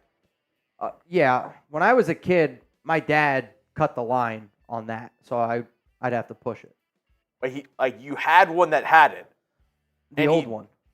Yeah. And he took that feature off on purpose. Yep. Why? So I had push, exercise. I mean, my dad, I cut a lot of grass, I think, when I was a kid. Now, he would be like, I cut a lot more back in my day. But I mean, I bet you when I was around 12 to 15, I bet you I was cutting 20 hours of grass a week. And all push, no help at all. It was push mower. Dad, am I wrong or am I right? I don't know. That sounds like hell. 20 hours a week. I hated just doing my own front and back. So we had a really big front and backyard, and I hated just doing that. Yeah, I did. I used to cut our grass. My dad would help me sometimes, though. Like, I got to give him credit. He would help me sometimes. I'd cut our grass. I would cut my Aunt Lori's grass. Now, they had a rider, so I was able to ride that one. And then I'd cut my grandparents' grass. Richard Rins, he says, right. Just so you know, that took him a week to write that. Richie, why? Exercise. But why? You're already getting exercise by being out there and pushing it. You're talking to the wrong guy. You're talking to the wrong guy. When I was a kid, there was one day. Dad, I don't know if you remember. I got sick. I was too sick to go to high school, and we went out and cut firewood that day. We went out and cut firewood. Now, he wouldn't let me handle the chainsaw ever, but like going out, stacking the wood, putting it in the back of the truck, because that's how we heated our house. We did that. Shit, that was every weekend. Saturdays, firewood. And if you could find a tree with no bark on it, barkless tree, that was good. It was a win. Why? Well, because sometimes the bark, it like burns. There's a lot of smoke. So if you get it without it, it'll burn at a higher rate and keeps the house up warmer. There you go. Believe it or not, I'm from the country. I just didn't turn out to be a country guy. Like I moved to a city for a reason. Richie, it's your fault. No, I'm just kidding. Oh, see, how about a Royal Rumble of all the famous Super NFL fans that dress up for their teams, even them lame-ass Charger Super fans in the suites with bolt faces? Make it happen, Mitch. WWE needs it. See, we don't even have the game yet. I don't know if we can even do this. I'd have to do some research. I think he's talking about doing like an actual WWE. Oh. Which, I mean, I don't even know how that's possible. Gorilla Rilla's winning. Or Violator. Violator. I'll tell you what, Senor's a pretty big guy, but yeah, I mean, my money's either on Violator or Go Power Raider. Yeah. Go-Go's a tough guy. He is a tough guy. He's a Power Raider, too. He's a Power Raider. It's got to give him an advantage. Oh, Dad, I love you, too. All right, y'all. All them versus Sketch. Nope. Coming up, we got a wasted talent duck race. We got a duck race. All right, I'm going to send this to TV just so you know. Right now, $20 Venmo, you'd win $120 here on the show. You'd win $120. Blaine, thank you, Mitch. Everyone at the pub thought your gesture was awesome. How many drinks? I mean, do you need more? Do you need more? He was like, you know what? Let's get another round going. Take one down, pass it around. I'll say this, like, if we ever hang out in person, I'm a very frugal person where it's like, you know what, we'll have a few drinks, we'll have some good laughs, because you guys always pay for Chuggs and I's drinks here on the stream, so in person, I know we're not in person, Blaine, but you saying that was a cool thing, so hopefully you're able to get a few rounds, man. All right, winner of this race, can I get a quick shove? Oh, I think you did shove. No, Crash Dog was the first one. All right. Winner of this race is going to get $130 because Anthony Green said, I want in. Winner gets $130 here on the Raiders Report. Anthony Green. Good luck to you. Wait from Anthony Green. You ready? I'm ready. 3, 2, 1. Let's go. All right, so reminder, winner gets $130.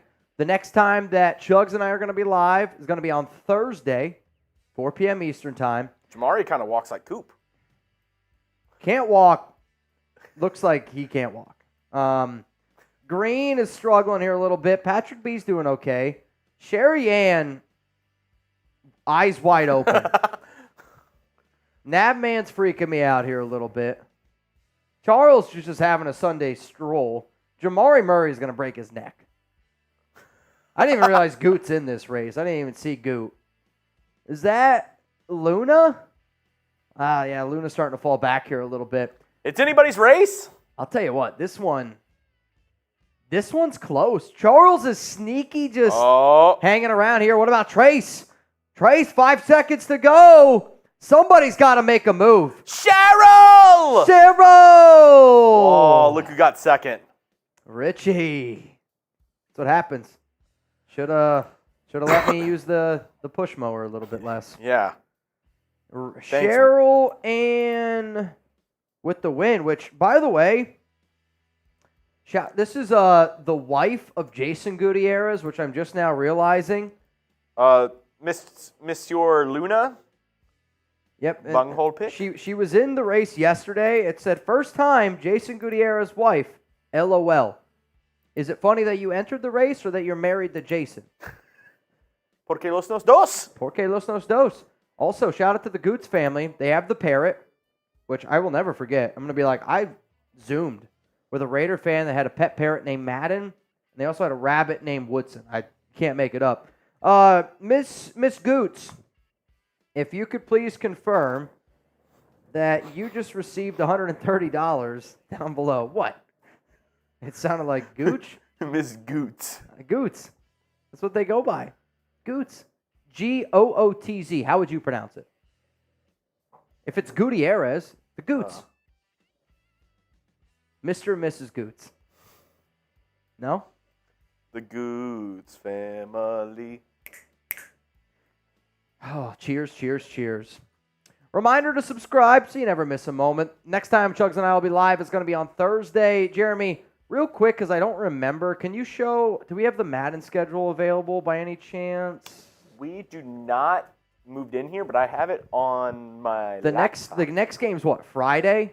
We're doing a game Friday or is the game Thursday? I don't remember. We're going out tonight.